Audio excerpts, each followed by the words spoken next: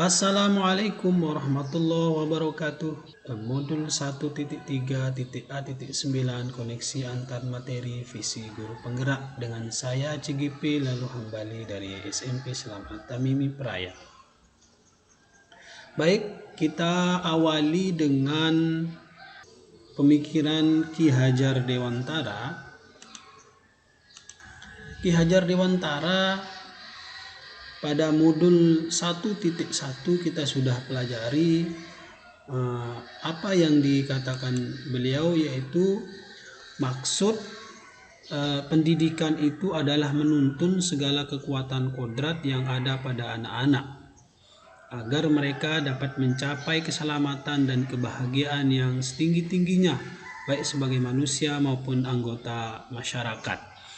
Jadi kita harus memahami bahwa dalam melakukan suatu perubahan, kodrat zaman dan kodrat alam itu tidak bisa kita rubah, tetapi hanya kita bisa menyesuaikan.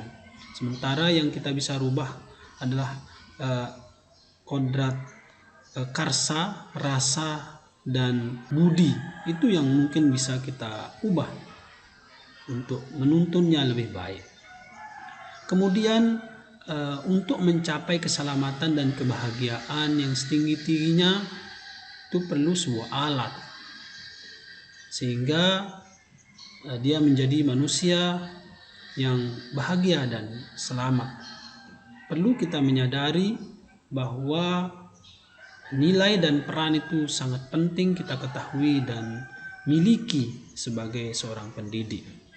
Kemudian apa gambaran keselamatan dan kebahagiaan yang diinginkan atau yang dimaksud oleh Ki Hajar Dewantara? Itu adalah profil pelajar Pancasila. Inilah kebahagiaan dan keselamatan itu yang dimaksud oleh Ki Hajar Dewantara, bahwa gambaran siswa yang mencapai keselamatan dan kebahagiaan tercermin dalam profil pelajar Pancasila, yaitu beriman bertakwa kepada Tuhan Yang Maha Esa dan berakhlak mulia, berkebinaan global, bergotong royong, kreatif, bernalar kritis, dan mandiri. Itulah gambaran keselamatan dan kebahagiaan. Kemudian untuk mencapai ini semua, kita sebagai seorang guru, seorang pendidik, untuk mewujudkan kebahagiaan anak-anak sebagai manusia, perlu seorang guru memiliki nilai yang akan menguatkan perannya sebagai pemerkarsa perubahan. Jadi peran guru itu menjadi pemimpin pembelajaran, menggerakkan komunitas, menjadi coach, mendorong kolaborasi, mewujudkan kepemimpinan, perlu dikuatkan oleh sebuah nilai yang harus menjiwai dan ditanamkan kepada guru dan tentunya siswa yang akan menular ke siswa nanti nilai-nilai itu, seperti mandiri, reflektif, kolaboratif, inovatif, dan berpihak pada murid. Ini kita pelajari di modul 1.2. Kemudian untuk mewujudkan itu semua, kita sebagai seorang guru harus berani bermimpi atau membayangkan tujuan akhir dari apa yang mau kita lakukan, yaitu dalam bentuk visi yang nantinya akan menjadi sebuah aksi nyata. Jadi kita harus punya visi, punya gambaran ke depan bagaimana mewujudkan atau bagaimana arah dari tujuan yang mau kita lakukan. Perlu bermimpi. Nah, untuk mencapai visi atau mimpi kita itu perlu sebuah alat. Jadi dalam melakukan suatu perubahan perlu kita sarana alat. Kalau dalam hal ini perubahan yang mau kita lakukan menggunakan namanya inquiry apresiatif. Inquiry apresiatif ini adalah sebuah paradigma dan pendekatan dipakai sebagai model manajemen perubahan yang fokus pada kekuatan, apa yang telah dimiliki dan apa yang dapat dilakukan. Jadi kita melakukan perubahan yang berbeda dari yang biasa dilakukan. Yang kalau biasanya kita mencari masalah, apa yang kurang, kemudian kita tentukan solusinya. Itu sebuah perubahan yang biasa.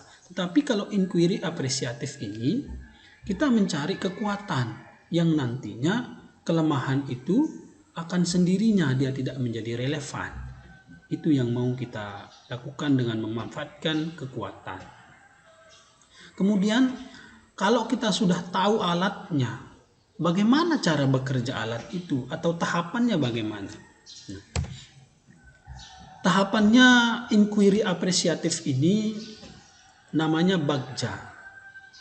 Itu tahapannya yang pertama buat pertanyaan, kemudian yang kedua ambil pelajaran, kemudian yang ketiga gali mimpi, keempat jabarkan rencana, dan kelima atur eksekusi.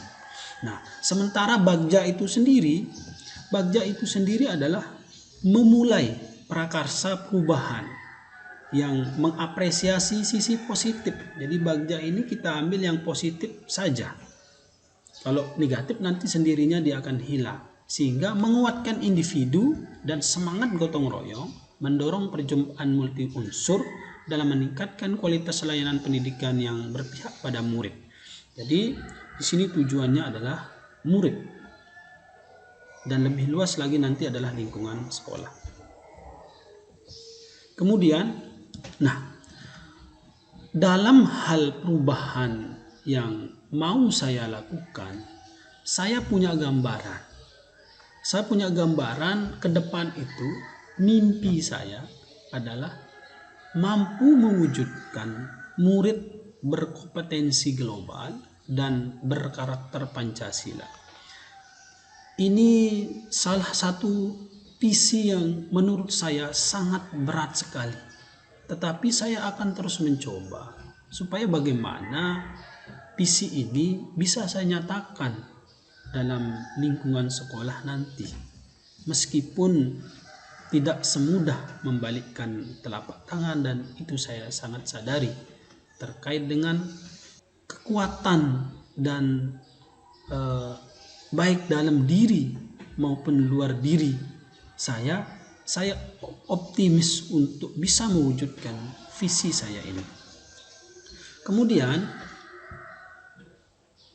strategi perubahan yang saya coba bayangkan, saya coba mau lakukan, yaitu strategi perubahan berdasarkan inquiry apresiatif, yaitu pembelajaran yang berpihak pada murid. Ya, tahapan pertama yang buat pertanyaannya bisa kita lihat bersama-sama bahwa hal apa yang positif dari proses pembelajaran atau KBM di sekolah, kemudian apa yang mau saya lakukan, membuat angket tentang proses pembelajaran yang didambakan murid dan seterusnya. Kemudian bagaimana pelaksanaan pembelajaran di kelas yang berpihak pada murid, apa yang bisa saya lakukan untuk mewujudkan pembelajaran yang berpihak pada murid. Ya, tentunya berkolaborasi atau mencari informasi di jurnal, buku internet tentang proses pembelajaran yang berpihak pada murid. Kemudian untuk mewujudkan itu, kolaborasi dengan rekan guru untuk mencapai pembelajaran yang berpihak pada murid. Kemudian strategi selanjutnya itu adalah ambil pelajaran. Apakah sudah ada sekolah yang berhasil menerapkan pembelajaran berpihak pada murid? Ya, tindakan saya tentu mencari sekolah yang sudah berhasil menerapkan pembelajaran yang berpihak pada murid. Kemudian nanti bagaimana langkah-langkah mereka. Aktivitas apa yang dilakukan guru dan murid pada saat pembelajaran berlangsung dalam mewujudkan pembelajaran pada murid itu? Ya, tentu guru sebagai fasilitator saat berdiskusi, proses pembelajaran berlangsung dua arah, murid dan guru, dan menggunakan media yang efektif tentunya.